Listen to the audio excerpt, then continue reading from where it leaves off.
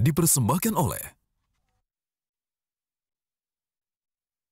Pemirsa, kembali lagi dalam dialog 4 pilar MPR RI. Bu Reni, ini menjelang misalnya kita katakan ada pemilu pilkada untuk 9 Desember seperti itu. Ini kan pemilu langsung seperti itu. Bagaimana evaluasi Anda mengenai sistem pemilihan langsung ini, Bu Reni? Saya harus mengatakan bahwa sistem pemilu yang dilaksanakan pada tahun 2009 dan 2014 itu juga turut memperparah terkikisnya nilai-nilai kebangsaan kita gitu ya, nilai-nilai yang terkandung dalam Pancasila itu sendiri. Gitu. Kenapa demikian? Karena pemilu yang langsung seperti kemarin dengan situasi kondisi masyarakat yang belum siap baik secara ekonomi maupun dari sisi pendidikan, maka kemudian basis pemilih itu bukan lagi ditentukan kepada seberapa cerdas calon itu, seberapa baik visi misi atau program-program yang ditawarkan oleh calon gitu ya. Tetapi masyarakat pada akhirnya kemudian lebih memilih ya siapa yang memberi dia bargaining gitu ya, dan bargaining ini bukan bargaining janji dalam bentuk program gitu, tapi bargaining secara finansial.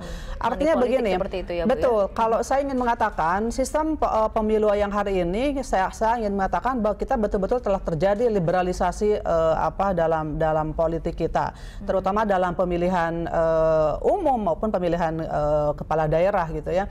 Nah, dalam proses liberalisasi ini, otomatis proses liberalisasi dalam bidang ekonomi diadopsi dalam bidang politik. Liberalisasi dalam tadi ekonomi, siapa yang kuat itulah yang berkuasa. Demikian juga di dalam politik gitu. Maka dari itu kemarin terjadi bahwa banyak sekali politisi-politisi yang memang handal secara kapasitas, gitu ya, secara personal, dia handal, punya kemampuan yang mumpuni, tapi mohon maaf misalkan, karena dia kurang modal gitu ya, banyak yang kemudian tidak terpilih, itu yang terjadi. Artinya liberalisasi politik membuat nilai-nilai Pancasila yang sesungguhnya kemudian ditinggalkan seperti itu dari segi politik? Betul. Jadi gini Mbak, korelasinya begini. Kan gini, seorang anggota DPR itu harus orang-orang, saya mungkin begini, harus orang-orang yang memang punya kapasitas, punya kapabilitas personal. Saya hanya ingin menggambarkan begini Mbak, kenapa Pancasila ini begitu hebat. Pancasila ini, undang-undang dasar kita ini, kalau Prof. Mahfud MD mengatakan itu the best dasar negara terbaik di muka bumi gitu ya. Kenapa itu begitu hebat? Karena yang merumuskan ini adalah orang-orang yang sangat hebat. Mereka ilmuwan, mereka agamawan gitu ya. Bayangkan Bung Karno, Muhammad Yamin gitu, Bung Hatta gitu ya, kemudian Kiai Khahar Muzakir gitu kan, Kiai Hasyim Asy'ari, dan ini betul-betul orang-orang yang sangat mumpuni. Maka karena mereka orang-orang yang mumpuni, mereka melahirkan gagasan yang mumpuni gitu. Nah, kemudian setelah era reformasi, bahwa sistem politik kemudian sebegitu terbuka, maka kemudian orang-orang yang menjadi DPR bukan lagi kader-kader partai yang mumpuni, kira-kira begitulah gitu. Mungkin dari sisi demokrasi betul demokratis gitu ya, tapi ini liberal gitu. Artinya begini, orang yang partai politik hari ini hanya dijadikan kendaraan saja untuk numpang gitu ya, tanpa kemudian setelah dia jadi ada ikatan moral, ada ikatan emosional. Sementara di DPR dia harus membawa misi partai politik, harus membawa platform partai politik gitu. Tapi karena orang yang duduk di sana tidak punya keterikatan apapun dengan partai, hanya numpang kendaraan saja, maka pesan-pesan itu menjadi lewat. Itu yang saya maksudkan. Oke, Pak Yamin, tanggapannya? Saya mendukung pendapat Bu Reni. Problemnya begini, memang secara konseptual sebenarnya pernah terjadi perdebatan di antara para pendiri negara kita. Waktu itu ide tentang pemilu. Sebenarnya pemilu itu bertentangan dengan sila keempat. Dalam pemilu itu yang berdaulat adalah individu, orang perorangan. Kehendakan rakyat ditentukan oleh mayoritas atau penjumlahan individu-individu, agregasi dari individu-individu, sehingga ada minoritas yang diabaikan, dan mekanisme pengambilan putusan dilakukan dengan voting. Itu di negara-negara yang menganut paham individualis. Tapi para pendiri negara kita mendirikan negara yang satu untuk semua. Yang berdaulat adalah seluruh rakyat dalam kebersamaan. Kehendak rakyat ditentukan bersama. Mekanisme pengambilan putusan secara musyawarah mufakat perwakilan. Kalau kita cermati sila keempat itu kan, kerakyatan yang dipimpin oleh hikmah kebijaksanaan dalam permusyawaratan perwakilan. Musyawarah mufakat perwakilan. Rakyat itu harus ada yang mimpin harus bijaksana. Caranya musyawarah mufakat perwakilan. Itu sungguh luar biasa loh, rumusan para pendiri negara kita.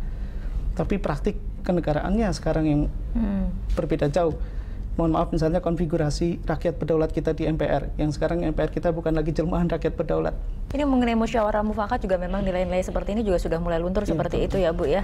Kalau orang kecenderungannya voting seperti itu ya. Kalau mau konsisten sebetulnya betul yang dikatakan tadi. Jadi sebetulnya sila keempat kan dalam 4 kali amandemen undang-undang Pancasila itu tidak boleh maksudnya Pancasila. Gini, dalam perubahan 4 kali perubahan amandemen di dalam 4 kali mengamandemen undang-undang dasar itu ada konsensus bersama-sama bahwa pembukaan undang-undang itu tidak boleh dirubah. Otomatis Pancasila yang ada di dalamnya itu tidak boleh dirubah gitu ya. Nah, tetapi kemudian dalam prosesnya itu kan kita tidak sejalan. Jadi harusnya sistem kita ini seperti yang dulu. Jadi dipilih DPR, kemudian membentuk MPR, memilih presiden gitu ya. Tidak kebablasan seperti sekarang. Sekarang musyawarah mufakat itu sudah jauh gitu. Tapi Mbak, saya hanya ingin mengatakan begini, bahwa kami sebagai orang partai politik, Mbak, itu kan partai ini sebagai pilar dalam demokrasi menginginkan negara ini dengan berdiri tegak gitu ya. Maka dari itu kami punya komitmen yang harus dibangun dalam diri kami gitu ya, bagaimana mengamankan negara ini, bagaimana membangun negara ini gitu. Nah, upaya itu salah satunya misalkan tentu Pancasila yang harus kita perjuangkan gitu, tetap utuh, tetap kokoh gitu.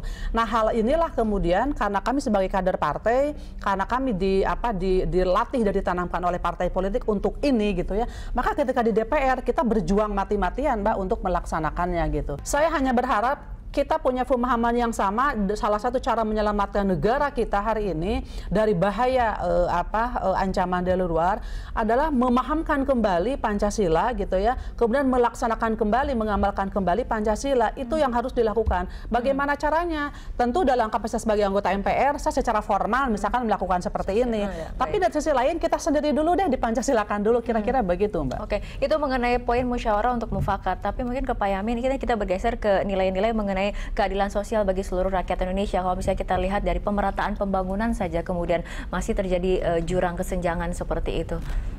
Betul. Sebenarnya ide pendiri negara kita itu kalau kita baca pidato Bung Karno 1 Juni kan tidak ada kemiskinan di Indonesia merdeka. Itu luar biasa. Tapi kenyataannya kita temukan kan lain gitu ya. Memang sila kelima itu tujuan nasional kita, masyarakat adil makmur itu berdasarkan Pancasila,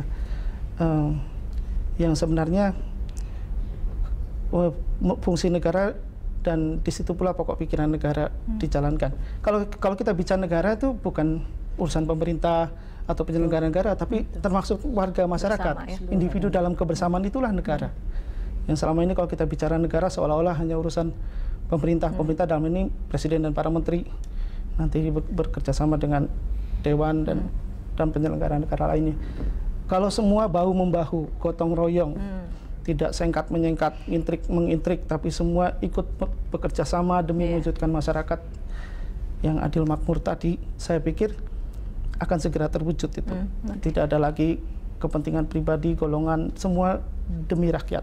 Oke, tanggapan Bu Reni kita tahan dulu, tapi kita ikuti jam berikut. Pemirsa, Dialog 4 Pilar MPR RI akan kembali sesaat lagi.